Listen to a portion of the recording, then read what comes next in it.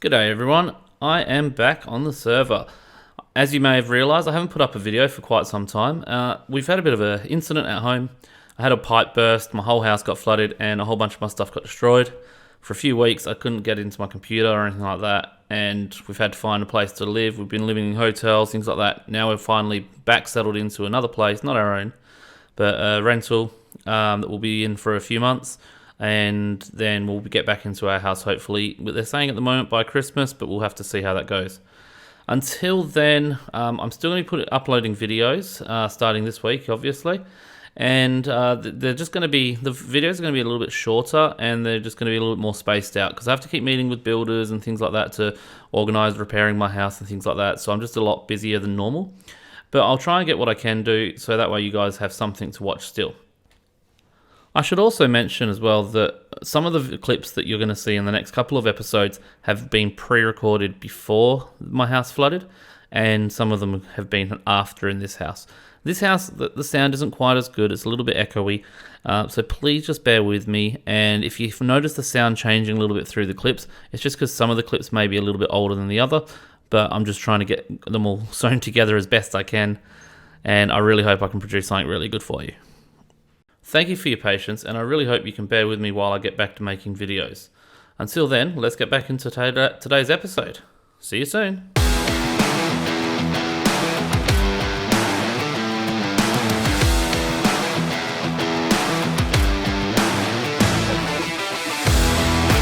G'day everyone, and welcome back to another episode on the RiverStyx server. We are up to episode 6, and we've got a lot planned today. To start off, we've got to go outside, so let's head up here. I've just logged on after having about 4 or 5 days off the server completely, and wow, some things have changed. First of all, I've got a shulker box of gravel from C. I'm gonna guess that's Charon, which is fantastic. The house is empty. If you remember last time I showed you inside the house, we had it full to the brim of villagers. They've all been moved into the villager trading hall by Spider Watermelon. I'm not sure who's done this one, but someone's written Aussie on the floor in torches, which I love. But the biggest change of all, someone built a digger in my base. And apart from the fact that it's about 10 times bigger than everything else in my base, I love it. So I think I might leave it staying here. Look, they've even put grass and dirt in here. It's absolutely beautiful. So I don't know who built it, but thank you. It looks fantastic. I wonder if there's anything inside.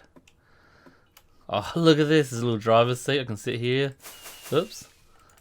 I can play with my controls. This is fantastic. Oh, this is a fantastic job. Hang on, shulker boxes. Hang on a second. These are all fully enchanted, aren't they? And they've all got little Australian slang on them. What? This is so fantastic. And this shulker box is filled with fully enchanted silk touch pickaxes, and each of them has a different joke on it. Like, it takes guts to be an organ donor. Or, stop looking for the perfect match, use a lighter. How do celebrities stay cool? They have many fans. I'll scroll through them really slowly, well, quite quickly. If you want to pause the video and read them all, go for it.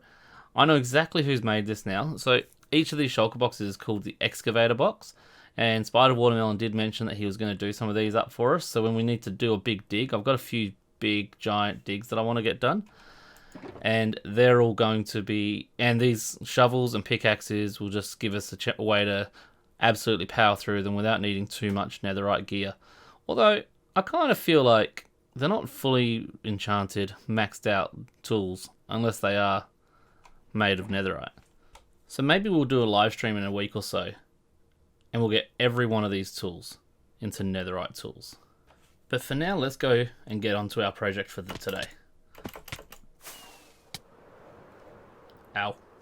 Alright, so just past the iron farm over here, I've started making out this little bit of this is just a plus shape really, but it's just sort of a bit of a marker to work out where it's going to go. And what we're going to do here is we're going to build a big villager-based potato, carrot, wheat, and beetroot farm, which is going to be really interesting. And we can use all of that with trading in the trading hall over there. And this way we can get plenty of emeralds to help us with all our trading needs. Now, as you can see, you got the road marked out here. This road's actually going to take a corner here, so that's why I've gone with a nice sort of diamond-shaped building. So the idea is that once this is done, hopefully it should look like sort of, I guess the road curves around here, and the buildings, there's one building there, there's another building there, and then later on there'll be something over here as well. But we'll get to that another time. Alright, BV's just come over here to trade with this wandering trader. Let's see if I can drop an anvil on his head. This is going to be, hopefully, a nice little kill for the Headhunters game.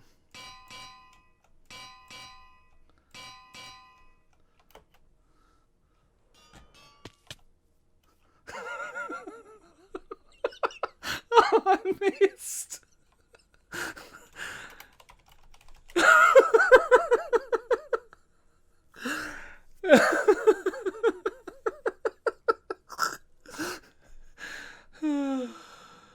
I can't believe I missed. Oh no. Maybe he'll go for a truce. Dragon truce.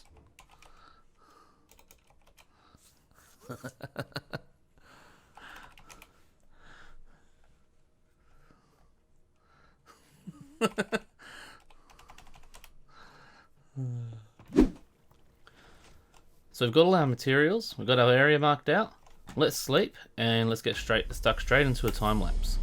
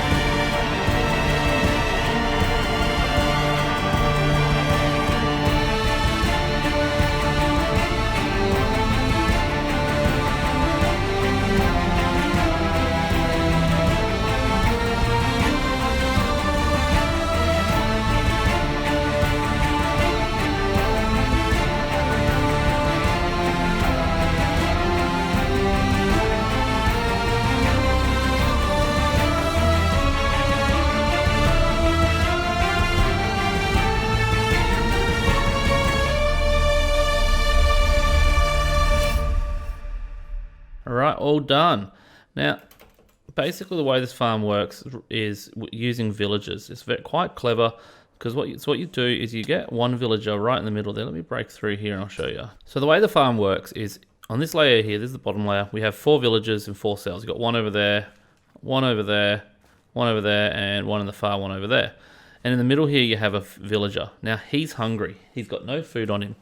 And basically a villager has an inventory, and if they don't have any food, then they're hungry. And these villagers, the farmer villagers, will actually try and share their food with them. So once this guy's got his hands completely filled up, or his inventory full up, he'll actually come over here and start giving carrots to Mr. Hungry Villager over here. Because, you know, they're quite kind. The carrots are actually on the second level. So if we have a look down here on the first level, you'll see potatoes. So the same thing. All right, and then the next 2 levels work a little bit differently. I'll see if I can get in between. No, I won't be able to because they're all covered up. But basically, if we come down over here, you'll notice that there's a minecart coming under it constantly. It's just a hopper minecart. Goes back and forth, just constantly picking up anything that's on top. These guys here, he'll pick up the wheat and he'll replant it. And as you can see around here where he is at the moment, the wheat's just sitting straight on top of the crops. And it doesn't go anywhere because his hands are already full. Now, every now and again, he'll actually use some of the seeds or the wheat that's in his hands, and he'll put them in the composter, and he'll also make some bone meal. And the exact same thing happens on the next layer up, or should I say the next layer down, actually. And this is all beetroot down on this level. So as you can see, if you look over there, you can see a bit of bone meal because he's made a bit of bone meal. And then this one over here, he's got bits of beetroot floating over there. And again, the minecart comes and picks them up. And you can see down here, the minecart comes over here, it unloads. If I click, wasn't fast enough, but basically it unloads through here. Whoops. And they fall through, and as you can see, they just fall straight into here. Now, because I don't have a collection system, I've just got them all getting composted at the moment. I just have to occasionally come through and pick up the bone meal, because if this gets filled with bone meal, then it stops. But basically, by having the cobweb there on the unloader, it helps to stack the items. So when they enter the hopper, rather than causing a lot of lag with lots of items falling, they stack up, and then you get a little bit less lag. And then, as you can see, this is absolutely pumping along and giving us plenty and plenty of bone meal, which is always nice. And then over here, we got the same thing with all the potatoes and carrots. When they try to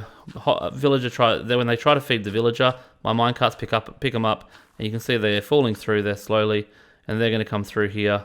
The hopper picks them up and turns them into bone meal for us here as well. So yeah, those ones are a bit slower, but only because I've taken a lot of them out. I've got a bunch of them over here at the moment. I didn't mean to fly then. And you can see we've got tons of potatoes and carrots and stuff like that for trading, and we'll eventually get to that as well. So this building here is not quite finished because we've still got a bit more work to do. We still have to work out a storage system so that we're not just turning it all into bone meal. I've got it going to bone meal at the moment so it doesn't lag out. This over here is going to be like a little bit of like a plaza type area. So when this is all finished, we'll put a bit of a path here, and we'll have the path following around. And then we'll have like a street path, and then we'll have the road. I'm trying to work out the corner net at the moment.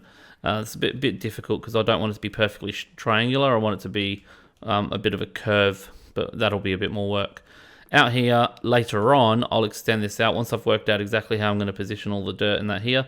And this will be like some park benches and things like that. Maybe like a little ice cream vendor and that sort of stuff as well. So yeah, but for now, that's what we've got. And although this looks a bit ugly with these just sticking out the side, that is actually not going to be the end of the building.